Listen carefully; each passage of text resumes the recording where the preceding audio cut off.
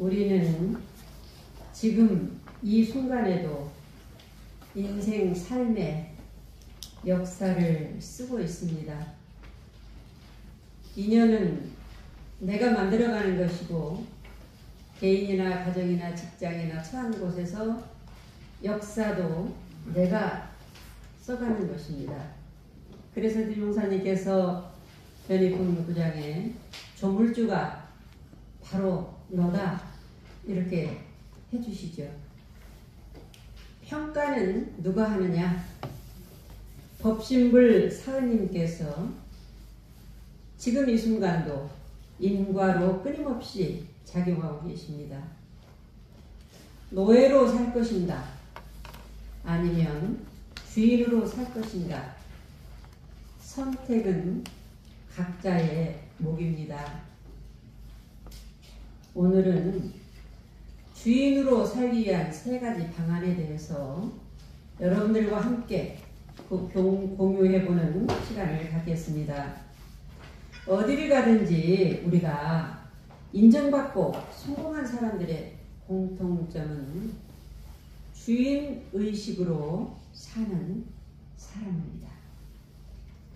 주인은 권리와 자유가 있지요. 그런데 또한 책임도 막중합니다. 우리가 빈손으로 태어나서 세간 살림을 하는데 어떤 마음으로 우리가 사느냐에 따라서 진리는 나에게 더 큰 살림을 맡기기도 하고 평생을 머슴살이 하면서 살기도 합니다. 모든 것이 자기 탓이죠. 우리가 세계 제2차 대전 때 미국의 많은 젊은이들이 전쟁터의 이슬로 사라졌습니다. 병력이 부족하고 졸지에 일어난 그 전쟁이기 때문에 지방의 많은 청년들이 영장을 받은 후에 훈련소로 갔습니다. 당시 국민들의 마음을 안정시키기 위해서 장정들을 태운 기차는 주로 밤늦게 떠납니다. 워싱턴에도 밤마다 유니온 기차 정거장에는 장정들이 그렇게 몰려들었고 시민들이 나와서 그 사람들의 편의를 도와주었습니다. 그때 그 시민들 가운데 밤마다 밤늦게까지 불편한 몸을 이끌고 뜨거운 코코아 잔을 쟁반에 들고 봉사를 하시는 어떤 어르신이 계셨어요. 때로는 유심히 보니까 그 어르신이 코코아를 끓여서 또 나누는 일까지 했어요. 전쟁터로 나가는 그 장정 청년이 그 어르신을 자세히 보니까 친근한 얼굴이에요. 아는 얼굴인 것 같아요. 저 할아버지가 누굴까 하고 보니까 그는 보통 사람이 아니었어요. 분명히 대통령이었어요. 아, 저분이 대통령이다 하고 그 순간 각하 루즈벨트 대통령 아니십니까? 루즈벨트 대통령은 몸이 불편하셨어요. 그 육신의 불편을 무릅쓰고 대통령이 직접 나오셔서 그렇게 친히 전쟁터로 가는 장정들에게 이렇게 한다라는 소문이 몰려들기 시작합니다. 청년들의 사기는 대단했습니다. 결과는 어떻게 되겠어요? 그로 인해서 2차 세계대전은 성공적으로 미군의 승리로 끝났죠. 전쟁의 평가를 하자라는 것보다도 어느 곳이든지 우리가 참 주인이 단 한 사람이라도 계신다면 그 집에도 마찬가지입니다. 장남이 아니라도 막내, 남자가 아니라도 여자, 남편이 아니라도 아내, 그 7촌 가족의 중에도 누구 한 사람, 그 참 주인이 단 한 사람이라도 개인이나 가정이나 교당이나 직장이나 회사에 있다면 그곳에는 반드시 기적이 일어날 것입니다. 제가 부임한 지 얼마 되지 않았어요. 한 달도 안 됐죠. 아직 이름 성명도 못 외우고 있는데 우리 진북교당 교도님들께서 교당을 내 집처럼 맡기고 걱정하시면서 수건사업인 건축불사에도 정신적으로, 육신적으로, 물질적으로 단별로 조금씩 하면서 그 모아가면서 티끌모아 태산으로 불사의 염원의 제4차 보안공사가 시작이 되었더라고요. 또 일을 하다 보면 다 자기 의견들이 있죠. 그렇지만은 그 의견들을 불평하고 불만하고 나무 탓으로 이렇게 돌리는 것보다도 제가 느끼기에는 나부터 어떻게 변화할까? 마음 돌리는 공부하는 분들이 많다라는 느낌을 갖고 있습니다. 또 제 염원이기도 하고요. 역시 48년의 역사와 전통을 이어오면서 예와 도를 다하시는 이 교법을 실천하시는 공부인들이 많다. 이 솔선수범으로 우리 진북의 기적은 출발이다. 그런 생각을 해봅니다. 아까 여러분들 법에도 합독하셨듯이 정산종사님께서 공독편 17장에 주인에 대한 말씀을 해주시죠. 주인은 공부나 사업이나 남이 알아주든 남이 몰라주든 상관없이 내일 하도록 하는 사람이다.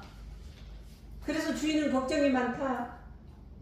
그리고 주인은 모든 일에 앞장서기 때문에 불평불만이 없다 하셨습니다. 그러니까 불평불만이 많으면 집에서도 가정에서도 직장에서 회사에서도 교당에서도 내가 아직은 주인 되는 공부를 조금 더 해야 되겠구나 하면은 아마 맞을 겁니다. 왜? 제 말이 아니고 정산종사님 법문이시기 때문입니다. 그래서 개인, 가정, 직장 어느 처한 곳이든지 어떻게 되겠지. 내가 아니어도 뭐 다 되겠지. 왔다 갔다만 하면 되지. 집에서도 누가 되겠지가 아니라 어떻게 할까를 걱정하는 사람이 주인입니다. 자, 그래서 오늘 제가 제시 3가지를 했어요. 주인이라는 설교 제목을 가지고 우리가 노예로 끌려 살면 되겠어요? 주인으로 내가 불리고 다녀야지. 그렇죠? 네. 주인으로 살려면은 3가지가 구비가 돼야 돼요. 오늘 본론이자 결론으로 이 주인 되는 3가지 길에 대해서 같이 고민해보는 시간을 갖겠습니다. 자, 주인으로 살려면 어떻게 되느냐? 첫째는요, 나를 찾아야 합니다. 따라서 해볼까요? 나를 찾아야 한다. 나를 찾아야 한다. 나를 찾아야 한다. 나를 찾아야 한다. 내가 어디서 와서 어디로 가는가?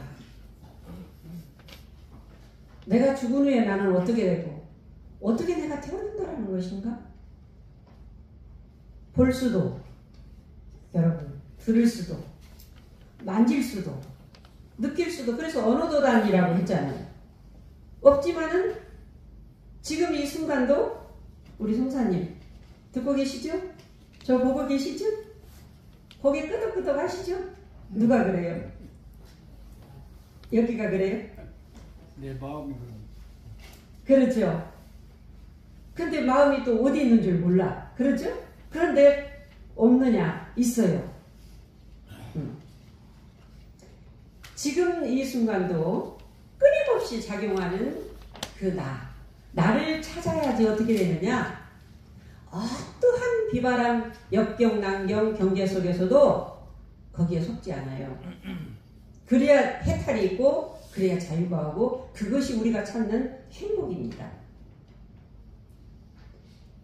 콩할 만한 상투를 튼 노인이 길에서 스님을 만났어요. 저녁에 돼가지고 여관방에 묵었습니다. 이튿날 이제 그 노인은 주무시고 스님은 예불을 올리면서 보니까 그 콩할 만한 상투 튼 노인이 어떻게 코를 드렁드렁 골면서 한 번 골 때마다 이 상투에 저를 보세요. 상투가 이렇게 있는데 그러면서 바들바들 떠는 모습이 거기에 스님이 끌려가진 않는데 너 너무 우스운 거예요. 그래가지고 그 스님이 아침에 예불을 마치고 장난삼아 상투를 싹 자르고 길을 먼저 떠나버렸어요. 노인이 잠에서 딱 깨보니까 스님은 온데간데 없어요. 스님을 찾았는데 머리가 화절해가지고 만져보니까 상투는 없고 스님 머리처럼 반들반들해졌어요. 그러자 이 노인이 순간적으로 스님은 여기 있는데 나는 어딨지? 스님은 여기 있는데 나는 어딨어? 그 노인은 누가 본인이었어요? 바들바들 떨었던 상투, 이것이 바로 본인이었어요. 상투가 나였어요. 그 스님은. 세상 사람들도 마찬가지입니다. 어떤 사람들은 돈을 나로 생각을 해요. 돈이 있으면 든든하고 돈 없으면 그냥 안 나가고, 어떤 사람은 명예가 나인 줄로 착각하고 살아요. 어떤 사람은 자존심이 곧 죽어도 자존심이 나은 걸로 착각하고 살아요. 이 육신은 나를 닮는 그릇인데 어떤 사람은 육신이 나인 걸로 착각해요. 그래서 중앙중도원 훈련에 보면 아마 유심히 보신 분들은 기억하고 계실 거예요. 성산용사님의 글귀가 있습니다. 오늘도 혹시 아세요? 나를 놓고 내일도 나를 놓자. 오늘도 나를 찾고 내일도 나를 찾자. 이렇게 써 있어요. 이분은 평생 이 화두를 걸고 나를 찾았어요. 자, 여러분, 놓아야 될 나는 누구고 찾아야 될 나는 누군가 화두로 걸어보세요. 무엇을 놓아야 될 것인가? 무엇을 찾아야 될 것인가? 놓아야 될 나를 놓아야, 찾아야 될 나를 찾아야 주인으로 살 수 있어. 자, 여러분들, 나를 찾으셨습니까?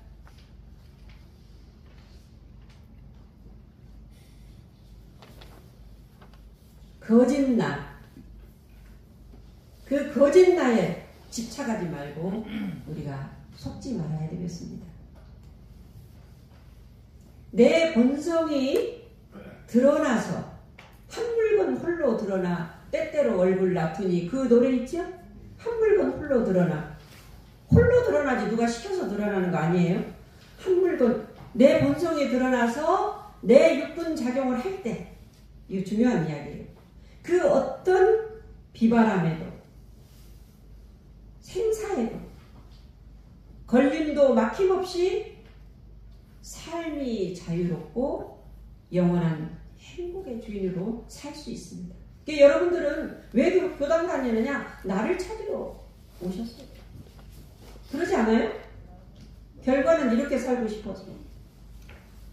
두 번째, 알아야 주인이 됩니다. 따라서 해볼까요? 알아야 주인 된다.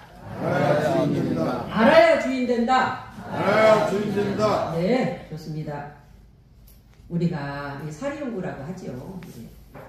보고 들을 때 유심히 보고 유심히 들어가지고 그 안에서 아르마리를 얻고 인생 철학을 터득해야 노예로 안 살고 주인으로 살 수가 있어요.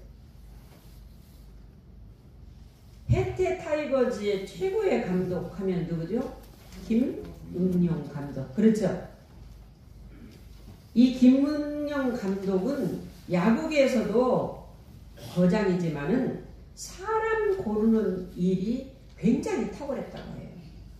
그 사람을 만났기 때문에 그렇게 그 야구의 그러한 큰 스승으로 역사에 기록이 되었습니다. 그 사람이 누구였느냐? 25, 6년 전에 선동열 선수 알죠? 네. 이 선동열 선수를 딱 만났어요. 그런데 다른 사람들은 선동열 선수를 몰라. 그런데 김웅영 감독은 딱 알아봤어요. 첫눈에. 대종사님께서 누구를 알아보셨어요? 정산종사를 알아보셨듯이. 그렇죠? 근데 근데 선동열 선수가 조건이 좋지 않았어. 엉성한 포즈에다가 손가락까지 포크볼을 구사할 그러한 단점을 짧아가지고, 손가락이 짧아가지고 가졌음에도 불구하고 제1 지명 선수로 김웅영 감독이 선동열 선수를 지명을 탁 했어요. 구단주 측에서는 이겨야 되잖아요.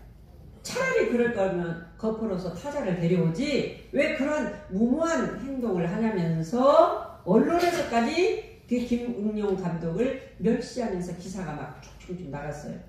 3년 지나 10년 지나 15년 지나 20년 지나 선동열 선수 여러분들 아시다시피 한국을 넘어서서 일본에까지 한국 최초 선수로 야구 고향인 일본에서 마치 시범을 보이듯 화려한 성적으로 돌아오지 않았습니까? 역시 김웅용 감독은 야구계에 있어서 사람을 볼 줄 아는 안목의 소유자였습니다. 안목이라는 것은 누구나 다 안목이 있어요. 누구나 다 안목이 있는데 그 안목을 누가 가렸느냐? 여러분들도 모두 다 완벽한 안목을 다 지녔어요. 그런데 누가 가렸느냐? 누가 가렸어요? 내가 가렸어요. 내가. 응? 밝은 달을 구름이 가렸지. 달은 항상 떠 있잖아요. 자, 안목은 어떤 거냐? 내가 사라질 때, 나의 상이 사라질 때 드러나는, 누가 시켜서가 아니라 저절로 드러나는 밝음, 이거를 지혜 광명이라 이렇게 합니다. 네? 지혜 광명. 자, 근데 이 구름은 뭐냐? 대종사님은 구름에 비유했지만은 참다른 홍해 있건만은 그 그림자 따른 일천강에 비치는 같이 그 구름이 달을 가린 것 같다 이런 말씀해 주시는데, 자 여러분, 나의 안목으로 내가 살아야 되잖아요. 그런데 내 안목의 밝음을 내가 스스로 탁 차단해버리는 그것이 뭐냐 이 말이에요. 이거 중요한 이야기예요. 고집, 집착, 독선, 내가 했던 경험, 응? 이것이 구름이에요. 이 모든 분별이 떨어져 버려야 돼. 그래서 예수님께서는 네가 죽어야 너를 보리라 그랬어요. 네가 죽어야 너를 보리라. 모든 분별이 떨어졌다는 그 마음 또한 없어지는 순간 저절로 밝아집니다. 김웅영 감독은 그 마음으로 선동열 선수를 지명을 했던 거예요. 자, 우리 교당의 교당 신축 불사라는 방향은 정해졌어요. 제가 보니까. 그런데 여기에서 중요한 것은 내가 아무리 나의 경험, 나의 지식 뭐가 옳다 하더라도 진정으로 내 생각, 내 견해를 탁 던져버려야 돼. 던져버리고 본성에서 육군 작용으로 하고 있는지 이 시간 여러분 내 자신부터 점검을 해봐요. 되돌아봐요. 이게 공부인의 신법이고 자세입니다. 자, 마지막 깨달아야 주인이 됩니다. 따라서 해볼까요? 깨달아야 주인 된다. 깨달아야 주인 된다. 깨버리라 이 말, 쳐 부셔버려라 이 말이에요. 깨달아라. 이게 무슨 말씀이냐? 깨달음이라는 말씀을 너무나 많이 들었을 거예요. 깨닫고 싶다라는 것에 걸려있으면 깨닫지 못합니다. 그럼 어떻게 해야 되느냐 이 말이에요. 분별, 망상, 내 생각에서 다 분별도 일어나고 망상도 일어납니다. 자기 생각도 일어나요. 그런데 여기에 걸리고 막힘이 없을 때, 자유로울 때 이 말이에요. 드러나는 밝음이 바로 26세 4월 28일 대명사님의 깨달음이었어요. 산신도사 찾아가지고 됐습니까? 안 됐잖아요. 자기를 어찌할 줄 어찌할고 험한구나 그 마음도 놓아버리고 입정한다라는 마음도 놓아버렸을 때 드러났잖아요. 개인도 가정도 어떤 일도 그러한 마음으로 우리가 함께 되어질 때 모든 일들이 성공적으로 이루어질 수가 있습니다. 인간은 여기 계신 그 누구든지 흔들림도 물듦도 상처받을 수도 없는 완벽한 불성을 다 지니고 있습니다. 티끌만큼이라도 걸리고 막힘이 있으면 중생이요 병든답니다. 생각이 병들었다 이 말이에요. 이게 노예로 사는 삶이에요. 끌려간다 이 말이에요. 자기 생각이 끌려가고 남의 칭찬에 끌려가고 남의 비방에 끌려가고 돈에 끌려가고 명예에 끌려가고 육신에 끌려간다 이 말이에요. 그런데 그 어떤 소리 비방에도 걸림도 막힘이 없을 때 부처요 주인의 삶입니다. 우리 그러려고 교당 오지 않아요? 그러시죠? 네. 그럼요. 네. 그래서 우리 대종사님께서 불치품이 20장에 오늘은 남중리 우리 전은광 선생님하고 가다가 소나무가 너무 이쁘니까 너무 이쁩니다. 종사님 우리 좀 저희 총부를 옮겨놨으면 좋겠다 이렇게 하니까 그때 대종사님께서 이론상을 툭 그리시면서 뭐라고 말씀하셨어요? 소나무가 총부를 안 떠나고 총부가 소나무를 떠나지 않았다. 너는 왜 꼭 그렇게 구별해서 보려고 하느냐? 나를 놓고 보면은 내 생각, 내 견해, 내 독선, 내 아집, 내 주장, 내 경험 아무리 좋은 것도 놓고 보면은 어떻게 되느냐? 모두가 하나예요. 하나. 내 집 살림으로 보인다. 통도사 가면 딱 입구에 뭐라고 그랬어요? 불이문이다. 그렇죠? 불이. 길이 없는데 어떻게 왔느냐 손철스님. 다 그랬잖아요. 이것이 길이다 이게 없어요. 교당도요. 교당도 기운이 돌고 자 신축불사 같은 집안도 마찬가지 결혼식도 마찬가지 이사도 마찬가지고 큰 일을 하려면 어떻게 되느냐 부부간에도 마음이 하나가 돼야 돼. 가족간에도 마음이 통해야 돼. 내가 나와도 마음이 통해야 돼. 그리고 하물며 이 신축불사 같은 큰 일을 하려면은 한 기운 한 마음이 안 되면은 안 돼요. 아무리 여러분도 하려고 해도 음계의 기운이 응하지 않는데요. 그래서 제가 기도문에 음계의 기운 유주무주 고운영가들의 천도 이 말씀을 제가 기도문에 넣거든요. 자 우리 교도님들 다 함께 이 생에 이번 만나서 인과가 영생함을 알고 정말 영원한 행복의 주인공으로 걸림없이 또한 여러분들도 다 이제 모든 여러 가지 육신의 불편함도 있고 그러잖아요. 죽어가는 그 순간까지도 허허 하고 웃으면서 갈 수 있으려면 어떻게 되느냐. 끌려다니는 노예로 안 살고 주인으로 살아야 돼. 그렇게 하기 위해서는 나를 찾아야 돼. 그리고 나를 알아야 돼. 내가 무슨 병에 걸렸는가 알아야 돼. 그리고 분별망상에서 깨어나는 깨달음을 얻어서 세상을 끌고 다니는 주인공의 역사가 바로 나부터 한 페이지의 역사를 써나가는 우리 공부인들로 거듭납시다. 감사합니다.